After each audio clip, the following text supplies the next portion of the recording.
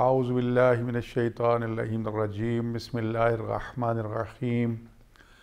الحمد للہ رب العالمین والصلاة والسلام علی سید الانبیاء والمرسلین وعلی آلہ الطیبین الطاہرین المعصومین وعلی اصحابہ المنتجبین ولعنۃ اللہ علی اعدائہم اجمعین ملعونین من یوم عداوتہم الی یوم الدین اما بعد فقد قال اللہ سبحانہ وتعالی بسم اللہ الرحمن الرحیم یا ایہا الذین آمنوا کتب علیکم الصیام کما کتب علی الذین من قبلکم لعلکم تتقون۔ ناظرین محترم، خدا رحمان الرحیم کا جتنا بھی شکر بجا لائیں حق کی شکر ادا نہیں ہو سکتا۔ اس رحمان الرحیم پروردگار نے، اس کریم پروردگار نے، اس رؤوف الرحیم اور غفور پروردگار نے ہمیں ایک مرتبہ پھر رحمتوں والے، برکتوں والے، مغفرتوں والے مہینے کی ساعتیں، گھڑیاں، دن اور راتیں نصیب فرمائی ہیں، جس کی راتیں سال بھر کی راتوں سے افضل ہیں، جس کے دن سال بھر کے دنوں سے افضل ہیں، جس کی ساعتیں اور گھڑیاں سال بھر کی ساعتوں اور گھڑیوں سے افضل ہیں۔ عام مہینوں میں یا دنوں میں اگر ایک نیکی کی جائے تو 10 برابر شمار ہوتی ہے۔ قرآن کریم کو ایک مرتبہ ختم کیا جائے تو ایک ہی ختم قرآن کا ثواب ملتا ہے، لیکن اس ماہ رمضان میں قرآن کریم کی ایک آیت مجیدہ کی تلاوت ختم قرآن کا ثواب رکھتی ہے۔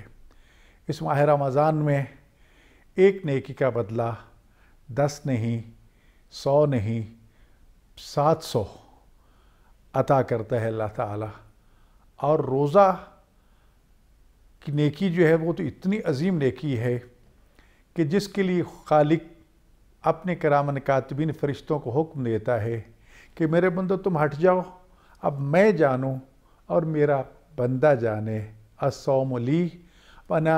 اجزی بہ، میں روزہ میرے لیے ہے اور میں ہی اس کی جزا ہوں، یا یہ ہے کہ میں ہی اس کی جزا دوں گا۔ تو لہٰذا روزہ انسان اور خدا کے درمیان رکاوٹوں کو ہٹا دیتا ہے، یہاں تک کہ فرشتوں کو بھی ایک طرف کر دیا جاتا ہے۔ تو اتنے بابرکت مہینے کا نصیب ہونا یقیناً خداوند رحمان الرحیم کا لطف و کرم ہی تو ہے کہ اس نے ہمیں اپنے دسترخوان نعمت پر بطور مہمان کے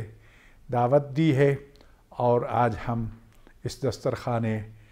الہی پر بیٹھ کر رحمتوں، برکتوں، خیرات و برکات اور مغفرتوں کے وہ خزانے جمع کر رہے ہیں جس کا کبھی ہم نے تصور بھی نہیں کیا تھا۔ آئیں، جس طرح رسول اکرم صلی اللہ علیہ وآلہ وسلم نے ماہ مبارک گزارنے کا ہمیں حکم دیا تھا، اس کے مطابق ہم اپنے معمولات زندگی کو لے کے آگے چلیں۔ ہمیں یہ کہا گیا تھا کہ تمہاری طرف ایک ایسا مہینہ آ رہا ہے کہ جس میں تمہاری نیند جو ہے وہ تمہاری پروردگار کی عبادت شمار ہوگی، تمہارے سانس جو ہیں تسبیح خداوند متعال شمار ہوگا، اور اس میں تمہیں چاہیے کہ بڑوں کا احترام کرو، بزرگوں کو چاہیے کہ بچوں پر شفقت کا ہاتھ رکھو، یتیموں کا خیال رکھو، مسکینوں فقیروں کا خیال رکھو۔ ہمیں اپنے گریبانوں میں جھانکنا ہوگا، یہ جائزہ لینا ہوگا کہ کیا ہم نے اتنے دن گزر چکے ہیں، کیا یتیموں، مسکینوں، فقیروں کی خبرگیری کی ہے یا نہیں کی۔ خاص طور پر وہ مساکین اور فقراء جن کے بارے میں قرآن کریم یہ ارشاد فرماتا ہے، وہ عام فقیروں اور مسکینوں کی طرح آگے بڑھ بڑھ کے تمہارے کپڑے نہیں پھاڑیں گے، تمہارے سامنے غیرت کی وجہ سے دست سوال بلند دراز نہیں کریں گے، انہیں ان کی نشانیوں سے، ان کی علامات سے، ان کے چہروں سے پہچانو، اور ان کے سوال کرنے سے پہلے ان کی ضروریات کو پورا کر دو۔ اور یاد رکھو، اگر تم پر خدا کے وہ مالی حقوق واجب ہیں جسے زکوٰۃ یا خمس کہا جاتا ہے، آپ ان کو شرائط و قیود کی روشنی میں دے سکتے ہیں، اور یہ بتانے کی بھی ضرورت نہیں ہے کہ اے بندہ خدا میں تمہیں خمس دے رہا ہوں یا میں تمہیں زکوٰۃ دے رہا ہوں۔ ہو سکتا ہے کہ یہ سن کے اس کے دل نازنین کو چوٹ لگے اور وہ یہ سمجھے کہ میں اتنا غریب و مسکین و فقیر تو ہو چکا ہوں کہ میں اب اس خمس و زکوٰۃ کے ٹکڑوں پر پلنے لگا ہوں۔ نہیں، اس کی عزت نفس کو، جذبات کو مجروح نہ کیجیے۔ یہ معاملہ آپ کا اور خدا کا معاملہ ہے، اس کو اس کے بتانے کی کوئی ضرورت نہیں ہے۔ یقیناً عزیزان گرامی، یہ وہ ایجنڈا تھا جس میں رسول خدا صلی اللہ علیہ وآلہ وسلم نے اپنی امت کے افراد کو پہلے ہی متوجہ کر دیا تھا، اور اس کے ساتھ ساتھ یہ بھی کہا تھا کہ افطاریوں کا اہتمام کرو، اپنے پڑوسیوں کا خیال رکھو، اور افطاریوں میں ضروری نہیں ہے کہ بڑے تکلفات کا خیال رکھا جائے۔ کہا کہ اگر ایک گھونٹ پانی سے بھی روزہ افطار کرا دو، ایک آدھے کھجور کے ٹکڑے سے بھی روزہ افطار کرا دو، تو گویا کہ تم نے ایک غلام کو آزاد کرانے کا ثواب حاصل کیا ہے۔ اس وقت کیونکہ وطن عزیز اور پوری دنیا کرونا نامی وائرس کی لپیٹ میں ہے، اور مساجد اور امام بارگاہوں میں اور اجتماعات میں اجتماعی طور پر افطاری دینا اور اس کا انتظام کرنا ممکن نہیں، تو لذا کیوں نہ ایسے کیا جائے کہ ایسے گھروں میں یہ چیزیں پہنچائی جائیں جو وہاں موجود نہیں ہیں۔ چند رشتہ داروں کو بلا کر، چند عزیز و اقارب کو بلا کر، چند دوستوں کو بلا کر بڑی بڑی افطار پارٹیاں دینا، یہ تو آپ دیکھتے ہی رہتے ہیں، لیکن اس کی بجائے اگر فقراء اور مساکین، بیوگان، یتیما کو ڈھونڈ کر ان کو بتائے بغیر ان کے گھر کے دروازے پہ چیزیں رکھ کے چلے جاؤ، تو کتنی یہ خفیہ اور پوشیدہ نیکی ہوگی جس کے سوائے ہمارے پروردگار کے کسی اور کو پتہ نہیں ہوگا۔ اور یہ نیکی اگر شرف قبولیت حاصل کر لے تو یا میں یقبل یسیر و یعفو کثیر، وہ ذات کتنی کریم ہے کہ جو تھوڑی سی عبادت اور ریاضت اور سخاوت اور خیرات کو قبول کر کے اس کے بدلے میں اجر کثیر عطا فرماتی ہے۔ یہ وہ ایام ہیں جن میں خاص طور پر یہ دعا مانگنے کو کہا گیا کہ ہر روز یہ دعا مانگیے، اللہم ارزقنی حج بیتک الحرام، اے پروردگار مجھے اپنے گھر کی حج کی سعادت عطا فرما۔ اس کے ساتھ یہ بھی دعا کریں، اے مالک کائنات مجھے اپنے گھر کی زیارت سے محرومی عطا نہ کر، اے کریم پروردگار مجھے اپنے رسول رحمت صلی اللہ علیہ وآلہ وسلم کے در اقدس اور در زہرا پر چوکھٹ پر بوسہ دینے کی توفیق اور سعادت عطا فرما۔ اس وقت کتنے گمبھیر حالات ہیں، اللہ کے گھر کا دروازہ بھی بند ہے، رسول اللہ کا دروازہ روضہ اقدس بھی بند ہے، ائمہ معصومین علیہ السلام کے روضہ مبارکہ کے دروازے بھی بند ہو چکے ہیں۔ اتنے بڑے گناہ تو ہم نے کیے ہیں کہ یہ ابواب رحمت، یہ ابواب توبہ اور یہ ابواب اجابت جو ہیں، جو دعاؤں کی مقبولیت کی ضمانت تھے، اس پر ہم حاضری سے محروم کر دیے گئے ہیں۔ تاہم اے بندگان خدا، خدا کا دروازہ پھر بھی ہر وقت کھلا ہے۔ جن کو ہم وسیلہ بناتے ہیں وہ یہاں سے بھی ہماری التجاؤں کو سنتے ہیں اور ہماری پکار پر ہماری مدد کو پہنچتے ہیں۔ ہمارے زمانے کے امام حجت خدا، حجت ابن الحسن عسکری، امام مہدی علیہ السلام نے ہمیں کسی وقت بھی تنہا نہیں چھوڑا۔ وہ الہی نمائندہ، وہ خدا کو نمائندہ، خدا کے حکم سے بندگان خدا کے لیے رحمت ہے، اللہ کی طرف سے اسے اس کائنات کی بقا کا ضامن بنایا گیا ہے، جو ہر روز ہمارے اعمال کو بھی دیکھتا ہے، ہمیں بھی دیکھتا ہے۔ ہمارے ہر روز کے اعمال اس کی خدمت میں پہنچتے ہیں۔ لوگ تو اسے بہت دور دیکھتے ہیں، لیکن صاحبان ایمان کو وہ ایسے لگتا ہے جیسے وہ ہمارے سامنے ہیں۔ ہر روز امام زمان علیہ السلام کو پکاریے، بھی چند منٹ 24 گھنٹوں میں سے نکال لو، 10 منٹ، 5 منٹ، 20 منٹ، آدھ گھنٹہ، 1 گھنٹہ، جب یہ ہمارا ایمان و یقین ہے کہ امام زمانہ علیہ السلام موجود ہیں اور مجھے اور آپ کو دیکھ رہے ہیں، تو ہم ان سے باتیں کیوں نہیں کرتے؟ ان سے ہم کلام کیوں نہیں ہوتے؟ ان کے سامنے اپنی مشکلات اور حاجات کیوں نہیں پیش کرتے؟ یقیناً وہ تو سنتے ہیں، اور اس لیے فرماتی ہے اگر ہم ایک لمحہ کے لیے تمہیں چھوڑ دیں تو یہ کائنات آپس میں ٹکرا کے تباہ ہو جائے گی اور تم اس دنیا میں زندہ نہیں رہو گے۔ جن کے وجود مقدس کے صدقے میں یہ کائنات باقی ہے، اس حجت خدا امام زمان علیہ السلام کو یاد کیجیے۔ یہ راتیں قسمت سے نصیب ہوں گی، کوشش کیجیے راتوں کے جاگ جاگ کے عبادت کیجیے۔ عبادت، نہ کہ خرافات، نہ کہ فضولیات۔ تلاوت قرآن میں راتیں بسر کیجیے، رکوع و سجود میں عز و انکساری کے ساتھ خدا کے حضور جھک جائیے۔ اس صدیقہ کبریٰ سیدۃ نساء العالمین، شفیع روز جزا، مادر حسنین حضرت زہرا سلام اللہ علیہا سے سبق سیکھیے کہ جو رات کو سجدہ میں سر رکھتی تھی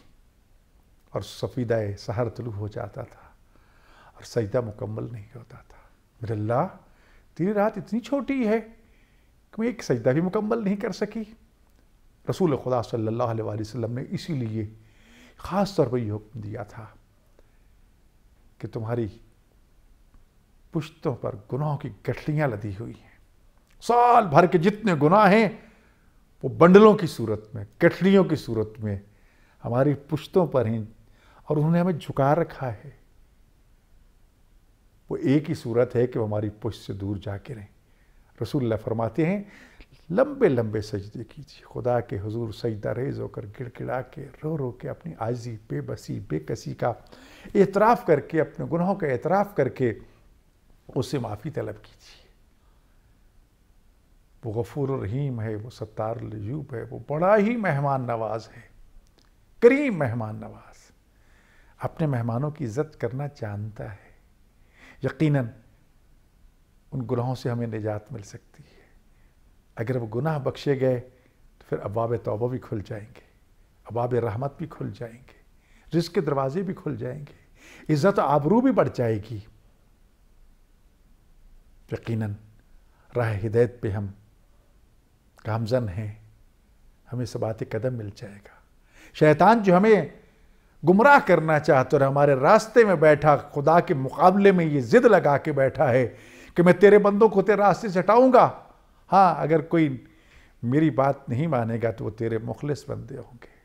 اور مخلص بنے، عبادت کریں تو اللہ کی رضا کے لیے، صدقہ خیرات دیں تو اللہ کی رضا کے لیے، افطاریاں دیں تو اللہ کی رضا کے لیے، فدیے اور خیرات عطا کریں تو اللہ کی رضا کے لیے، نہ کہ لوگوں کے لیے، نہ کہ فوٹوگرافی کے لیے، نہ کہ سیلفیاں بنا کر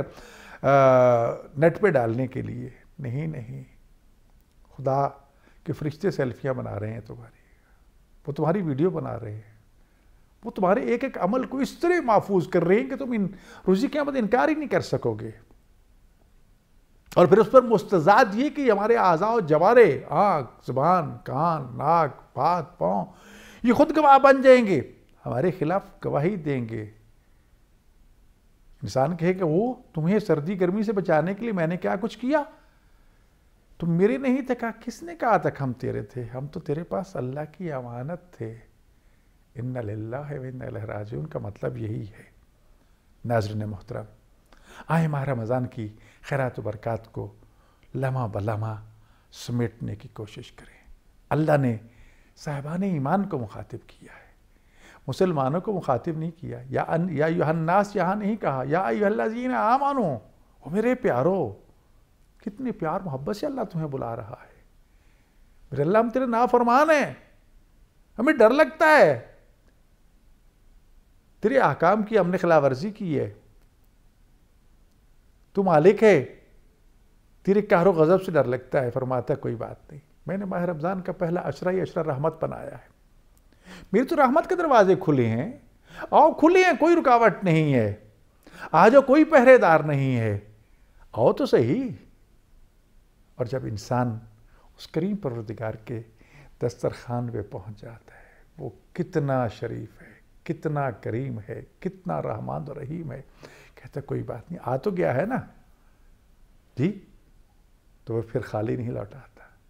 وہ یہ نہیں جتلاتا کہ تو نے میری یہ نافرمانی کی، تو نے میری یہ نافرمانی کی، کہتا ہے چلو جو میرے حقوق تھے میں تمہیں معاف کرتا ہوں، تیرے گناہوں کو معاف کرتا ہوں، میرے بندوں کے جو حقوق تو نے غصب کر رکھے ہیں اور جو ضائع کیے ہیں ان سے جا کے معافی مانگ لو، ایک ایک سے جا کے معافی مانگ لو، ڈھونڈ ڈھونڈ کے معافی مانگو۔ اگر کسی کا مال کھایا تو اسے واپس لوٹا دو، تمہارے رزق کا میں ضامن ہوں، تمہاری عزت و آبرو میرے ہاتھ میں ہے، تمہاری زندگی موت کا مالک میں ہوں،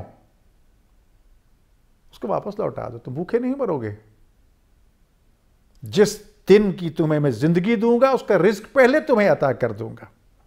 اور کتنا کریم رب ہے، جس دن کا رزق دیتا ہے اسی دن کی عبادت طلب کرتا ہے، کل کی نہیں۔ کل دیکھیں گے تو کل کی عبادت ادا کریں گے، نہیں دیکھیں گے تو ہم سے نہیں پوچھا جائے گا کہ تم نے مرنے کے بعد کے 4 سال کی عبادت کیوں نہیں کی۔ نہیں میرے بھائیوں، تو لہذا ان لمحات سے فائدہ اٹھائیے، رسول اللہ کی ضمانت پر یقین کیجئے، انی تارک فیکم ثقلین کتاب اللہ و عترتی اہل بیتی ما ان تمسکتم بہما لن تضلوا بعدی حتی یرد علی الحوض۔ وہ میری امت کے افراد، میں تمہارے درمیان 2 انتہائی قیمتی چیزیں چھوڑ کے جا رہا ہوں، ایک اللہ کی کتاب اور ایک میری عترت اہل بیت۔ میں رسول ضمانت دیتا ہوں، ما ان تمسکتم بہما، جب تک تم ان دونوں کے ساتھ متمسک رہو گے، ایک ہاتھ میں قرآن ہوگا، دوسرے ہاتھ میں اہل بیت کا دامن ہوگا، ما ان تمسکتم بہما لن تضلوا بعدی، میں رسول ضمانت دیتا ہوں میرے بعد ہرگز ہرگز گمراہ نہیں ہوگے، لن تضلوا حتی یرد علی الحوض۔ اور یہ بھی یاد رکھیے، لن یفترقا، یہ نہ قرآن اہل بیت سے جدا ہوگا، نہ اہل بیت قرآن سے جدا ہوں گے، یہاں تک کہ یہ دونوں اکٹھے حوض کوثر پر پہنچیں گے۔ صرف اہل بیت کا دامن تھام لینا بھی کافی نہیں ہے، قرآن کو چھوڑ دینا اور صرف قرآن کو پکڑ لینا اور اہل بیت کو چھوڑ دینا یہ بھی کافی نہیں ہے، دونوں کو ساتھ اس طرح اکٹھے لے کے چلنا ہے۔ یہ تو ماہ رمضان قرآن کا مہینہ ہے، حضرت امام رضا علیہ السلام کی ولی عہدی کے دن ہیں۔ مامون رشید نے جب دیکھا کہ میری سلطنت جو ہے وہ مختلف حوادثات سے دوچار ہو رہی ہے اور استحکام اسے حاصل نہیں ہو رہا، کیونکہ شیعہ نے اہل بیت جو ہیں وہ تعاون نہیں کر رہے، تو دھوکہ دیا، امام رضا علیہ السلام کو زبردستی مدینہ منورہ سے بلایا، خراسان جس کا پرانا نام طوس تھا یا مرو تھا، طوس آج بھی مشہد مقدس، یہ اس کا امام کی شہادت کے بعد کا نام ہے، جسے ہم شہر مشہد مقدس کہتے ہیں، اس کا اصل نام طوس ہے۔ امام کا قیام طوس میں بھی رہا، اور اس سے آگے مرو ہے جو اس وقت ایران کا حصہ نہیں کسی دوسرے ملک کا حصہ ہے، وہاں بھی دیوار موجود ہے اس گھر کی جس میں امام رضا علیہ السلام قیام پذیر ہوا کرتے تھے۔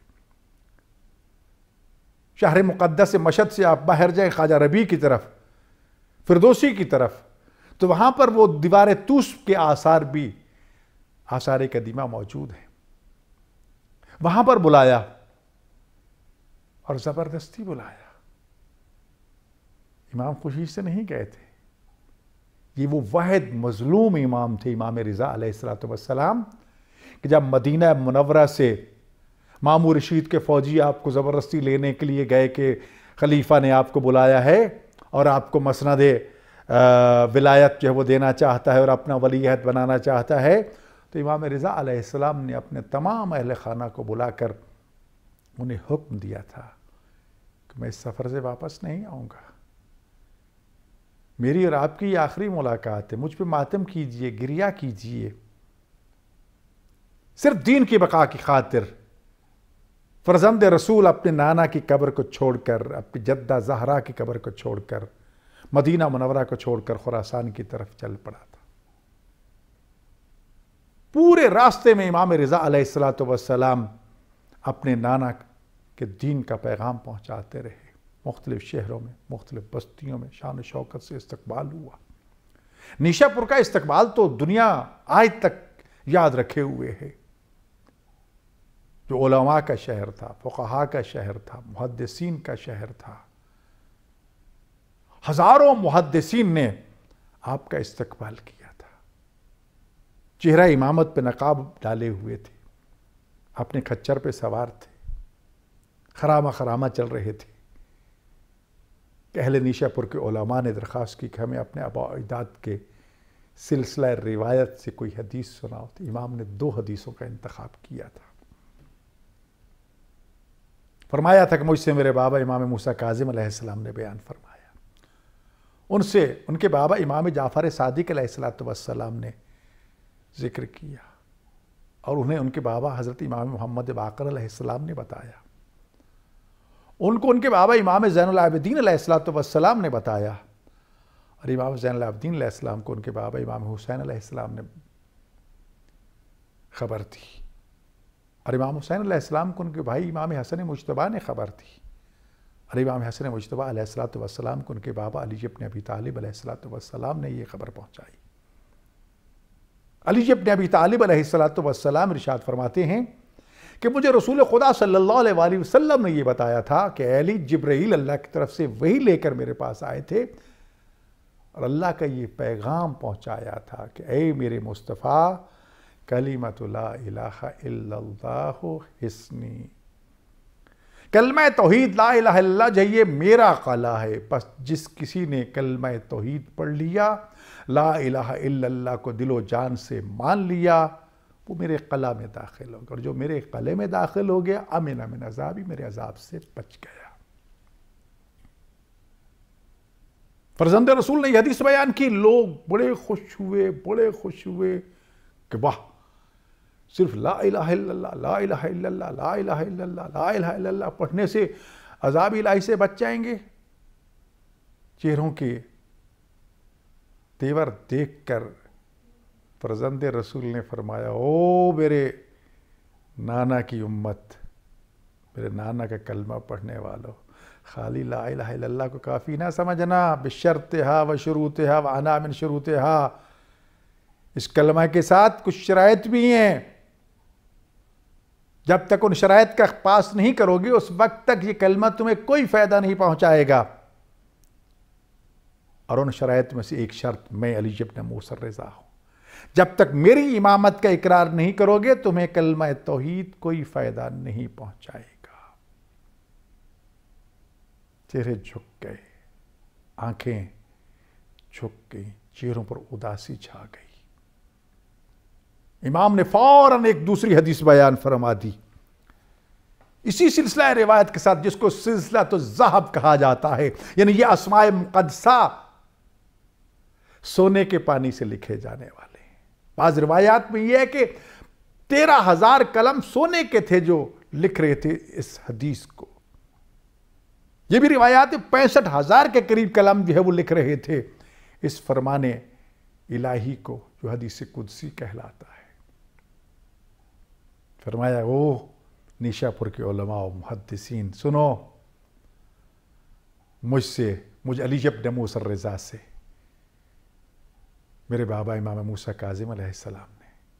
ان سے ان کے بابا جعفر صادق علیہ السلام سے، ان کے بابا باقر آل محمد نے، ان سے ان کے بابا علی زین العابدین علیہ السلام نے، ان سے ان کے بابا امام حسین علیہ السلام نے، ان سے ان کے بابا بھائی امام حسن علیہ السلام نے، ان سے ان کے بابا علی ابن ابی طالب علیہ السلام نے، ان سے رسول خدا صلی اللہ علیہ وسلم نے بیان فرمایا کہ جبرائیل نے آ کر مجھے خبر دی ہے کہ یا رسول اللہ، ولایت علی ابن ابی طالب حسنی، کہ علی ابن ابی طالب کی ولایت جو ہے وہ میرا قلعہ ہے، بس جو کوئی علی ابن ابی طالب علیہ السلام کی ولایت کے قلعے میں داخل ہو گیا، آمن من عذابی، میرے عذاب سے بچ گیا۔ سوال یہ پیدا ہوتا ہے کہ امام رضا علیہ السلام کو کیا بس یہی 2 حدیثیں یاد تھیں؟ آخر کیا وجہ تھی کہ ان 2 حدیثوں کا انتخاب کیا تھا؟ میرے خیال ناقص کے مطابق امام رضا علیہ السلام نے پورے دین کا تعارف کروا دیا تھا۔ ان 2 حدیث قدسیہ کا انتخاب کر ان کو بیان کر کے پورے خراسان کو اور نیشا پور والوں کو یہ بتا دیا تھا کہ اگر دین کامل کو دیکھنا چاہتے ہو تو دین اسلام کا آغاز کلمہ توحید سے ہوتا ہے۔ کوہ ابو قبیس پہ کھڑے ہو کر رسول اللہ نے فرمایا تھا، ایھا الناس قولوا لا الہ الا اللہ تفلحوا. اے لوگو کہو اللہ کے سوا کوئی معبود نہیں ہے، تم فلاح پا جاؤ گے. یہ دین کا پہلا کلمہ تھا، یہ اسلام کا پہلا کلمہ توحید تھا، عقیدہ توحید کا اعلان عام تھا، اور پھر آگے اسلام کی تعلیمات نازل ہوتی رہیں. عبادات کے احکام آتے رہے، معاملات زندگی کیسے گزارنے ہیں اس کے احکام آتے رہے، یہاں تک کہ حجۃ الوداع کا موقع آ گیا. رسول اللہ آخری حج سے فارغ ہو کر آخری خطبہ دے کر عرفات میں واپس مدینہ جا رہے تھے کہ غدیر خم میں، خم کے تالاب کے پاس حکم آ گیا کہ میرے حبیب جو کچھ آپ پہ نازل کیا گیا اس کو پہنچا دیجئے. اور وہ پیغام ولایت علی ابن ابی طالب تھا. رسول خدا صلی اللہ علیہ وآلہ وسلم نے پلانوں کا ممبر بنا کے فصیح و بلیغ خطبہ دے کر علی ابن ابی طالب علیہ السلام کو ممبر پہ بلا کے اس خاردار جھاڑیوں والے لکدک صحرا میں شدت گرمی میں حج سے واپس لوٹنے والے تقریباً 1.25 لاکھ حجاج کرام کو مخاطب کر کے فرمایا تھا کہ سنو، کیا میں تمہاری جان مال عزت ناموس کا مالک ہوں یا نہیں؟ قالوا بلا، سب نے کہا یا رسول اللہ کوئی شک نہیں اس میں، اللہ تو ہماری جان مال عزت ناموس کا مالک ہے. اور اس کے بعد یا رسول اللہ آپ ہیں. تو فرمایا جس طرح تمہاری جان مال عزت ناموس کا مالک اللہ ہے، اور اللہ کے بعد تمہاری جان مال عزت ناموس کا مالک میں محمد مصطفیٰ ہوں، تو سن لو،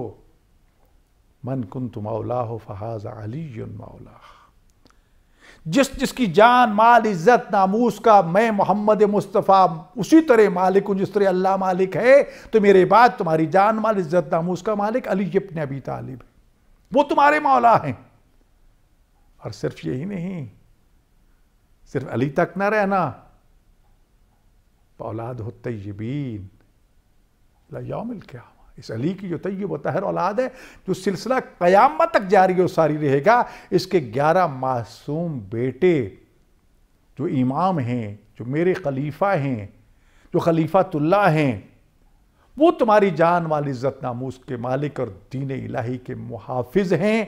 اس کو اعلان غدیر کہا جاتا ہے. اس اعلان غدیر اور اعلان ولایت علی ابن ابی طالب علیہ السلام کے بعد خداوند متعال کی طرف سے اعلان ہو گیا الیوم اکملت لکم دینکم واتممت علیکم نعمتی ورضیت لکم الاسلام دینا. اے میرے حبیب آج کے دن ہم نے تمہارے لیے اپنے دین کو مکمل کر دیا، تمام کر دیا، اپنی نعمتیں تم پر مکمل کر دی. ولایت علی ابن ابی طالب علیہ السلام کی نعمت کبریٰ، نعمت عظمیٰ تمہیں دے کر اپنے دین کو مکمل کر دیا.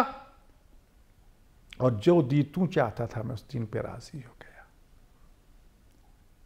تکمیل دین کی سند مل گئی، رضا الہی کی سند مل گئی، اتمام نعمت کی سند مل گئی.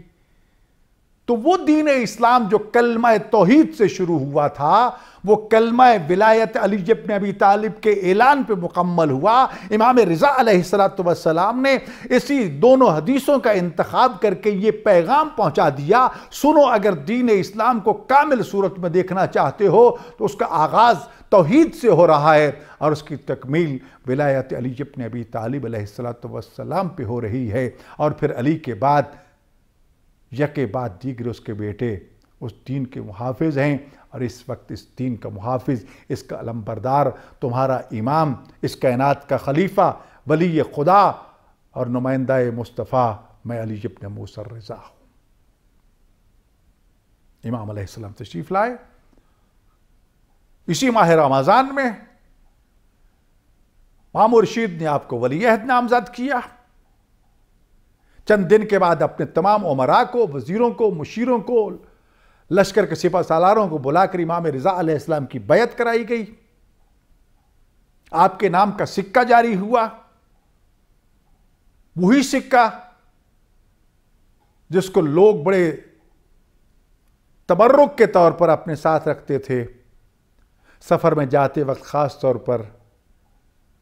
جو بعد میں امام ضامن کہلایا. جب اسی امام معصوم نے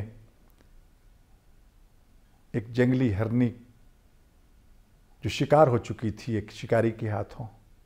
اس کی التجا پر کہ میرے بچے پیاسے ہیں، بھوکے ہیں، میری ضمانت دیجئے، مجھے اجازت دیوے تاکہ میں ان کو دودھ پلا کے واپس آ جاؤں گی۔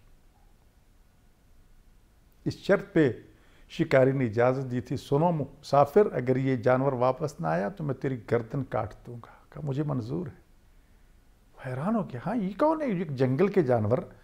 ایک ہرنی کی ضمانت دے رہا ہے، ایک اہو کی ضمانت دے رہا ہے، اور ضمانت بھی کوئی معمولی نہیں کہ میری گردن کاٹ لینا اگر یہ واپس نہ آئے تو۔ کہا خیر جاؤ ٹھیک ہے۔ ہرنی کو بھیج دیا۔ مقررہ وقت گھڑیاں ختم ہونے کے قریب آئیں، اس نے خنجر نکال لیا۔ کہا ابھی صبر کرو، ابھی صبر کرو، ابھی چند لمحے باقی ہیں۔ کیا دیکھتا ہے کہ ہرنی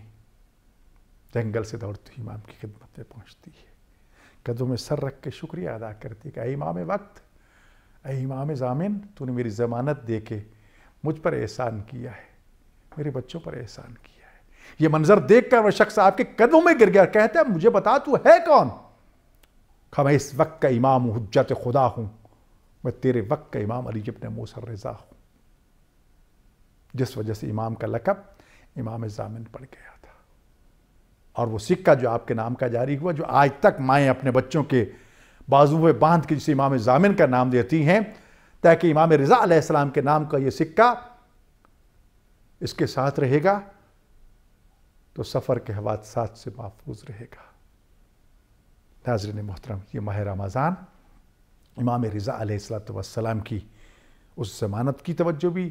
کی طرف متوجہ کرتا ہے، تو جو دنیا میں ضمانت دے رہا ہے تو آخرت میں کیوں نہیں ہمارا ضامن ہوگا۔ اور یاد رکھیے وہی امام رضا علیہ السلام قرآن کریم کو 3 دن میں ختم کیا کرتے تھے،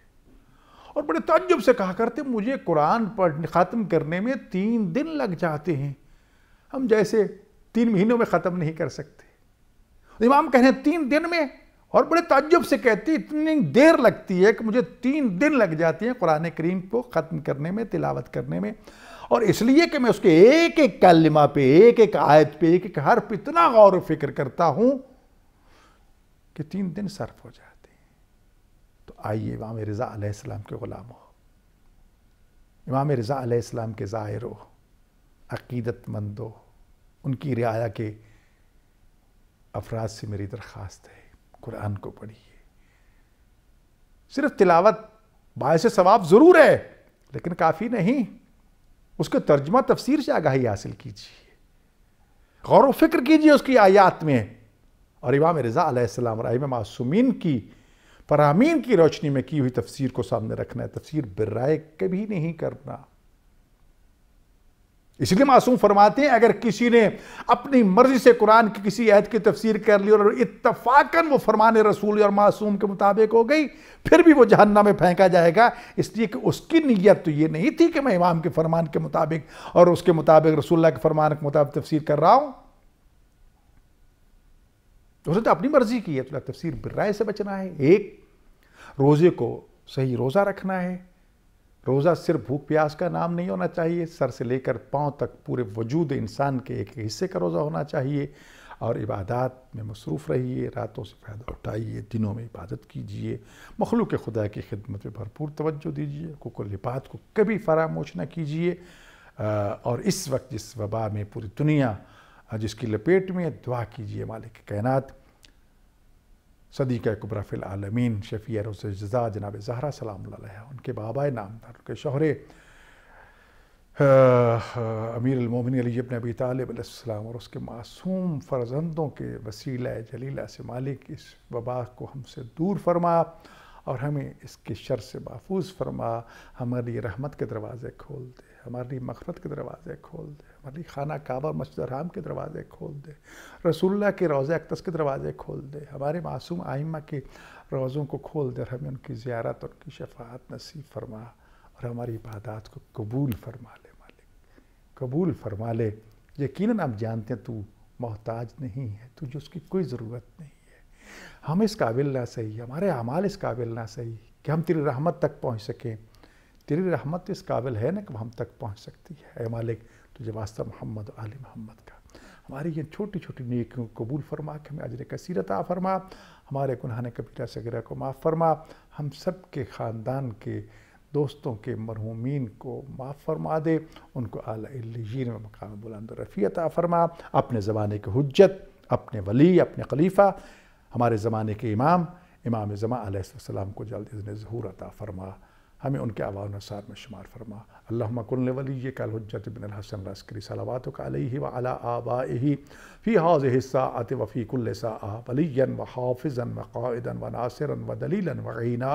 حتی تسکنہ ارضک طوعا وتمتعہ فیہا طویلا برحمتک ورحمتک یا ارحم الراحمین۔ اللہم صلی علی محمد وآل محمد وعجل فرج محمد۔